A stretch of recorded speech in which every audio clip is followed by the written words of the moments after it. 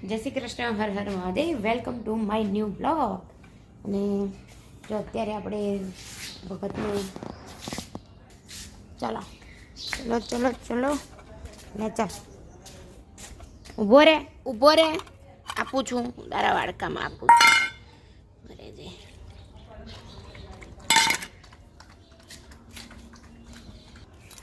જે ભગતને આપી દીધું છે દૂધ. 8:30 થઈ ગયા છે તો સરસ મજાનો તડકો પણ આવી ગયો છે બહાર.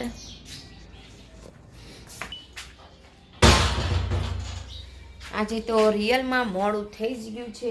એમાં એવું થયું કે જાગી તો ગઈ, પછી મેં તો ઉઠું છું એમ કરતાં આંખ મીચે ગઈ, ખબર ના પડી, ડાયરેક્ટ 6:45 થઈ ગયા. ફટાફટ ઉઠીને પહેલાં અલ્પેશને લેટ થતું હતું એટલે ફટાફટ રોટલો બનાવી દીધો. પછી ઘરમાં કચરા વાર્યા,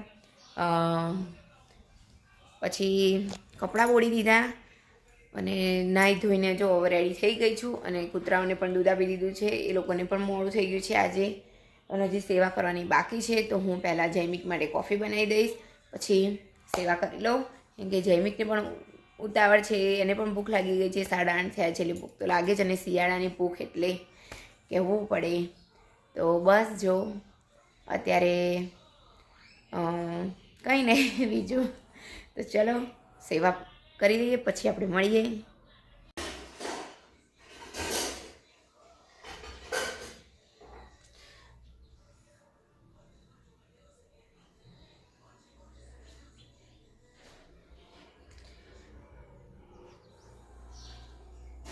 જો અહીંયા મારી સેવા થઈ ગઈ છે સરસ મજાની, જોઈ શકો છો.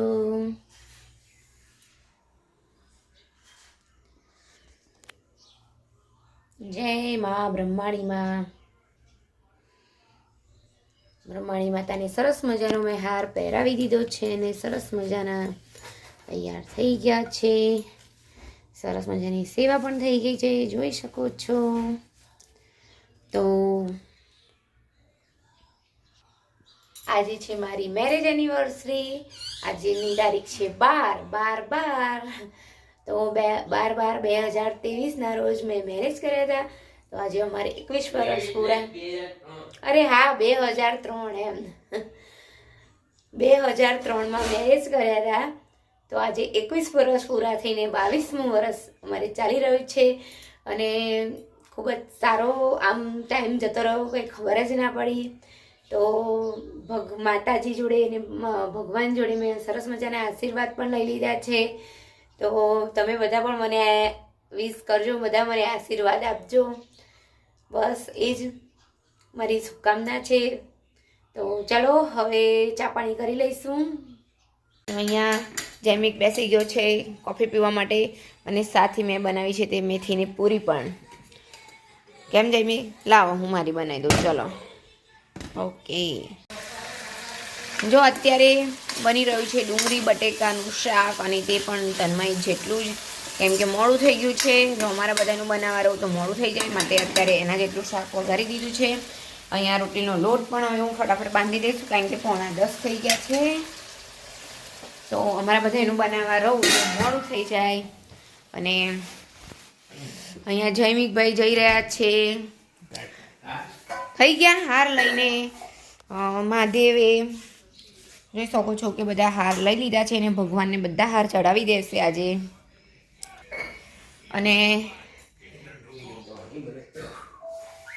અમારા દીકરાને બહુ ઠંડી લાગે છે. હે બેટા, 9:45 થઈ ગયા છે. ચાલો ઉઠો હવે. જોકે નાહી ધોઈને રેડી થઈ ગયો છે, નાસ્તો પણ કરી લીધો છે, પણ ઠંડી બહુ ઠંડી એમ કર્યા કરે છે. તો ચલો હું ફટાફટ તન્મય માટે ટિફિન બનાવી દઉં, પછી કપડાં સાબુ બ્રશ કરીને વોશિંગ મશીનમાં નાખી દઉં, અને પછી અમારી માટે જમવાનું બનાવી દઉં.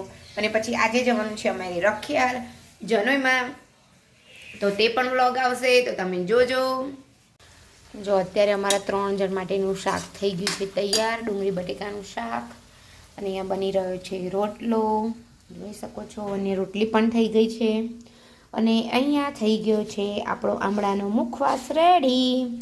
તો આમળાનો મુખવાસમાં મારો વ્લોગ ના જોયો હોય તો હું તમને કહી દઉં કે આ આમળાને છીણીને પછી એની અંદર અજમો નાખવાનો છે, મરી પાવડર, સૂંઠ પાવડર અને મેં નાખ્યું છે સંચળ પાવડર નાખીને મિક્સ કરીને પછી એને તડકે મૂક્યું હતું. અને જો આ મારો કથરોટ આવી રીતે આવું થઈ ગયું છે. હવે એને સરસ મજાનો ઘસવો પડશે ત્યારે એ ચોખ્ખો થશે. તો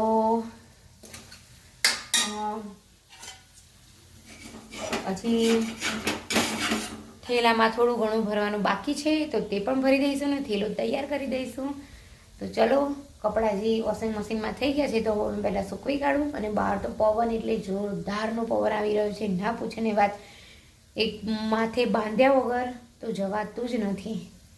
જો અહીંયા થેલું રેડી થઈ ગયું છે, પાકીટ પણ રેડી કરી દીધું છે. જે મારે લેવાનું હોય એ બધું જ સ્કાર્ફ, પછી ચણિયાચોળી લીધી છે, જોઈ શકો છો તમે, શાલ પણ લીધી છે.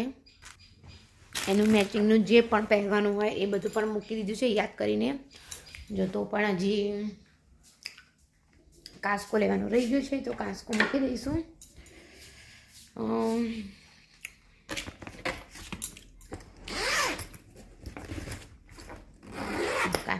કહી ગયું છે. અને હવે આ સેટમાં જો સેટમાં થયું છે એવું કે અહીંયા ડુલ્સમાં નીચે જોઈ શકો છો કે આ છે અને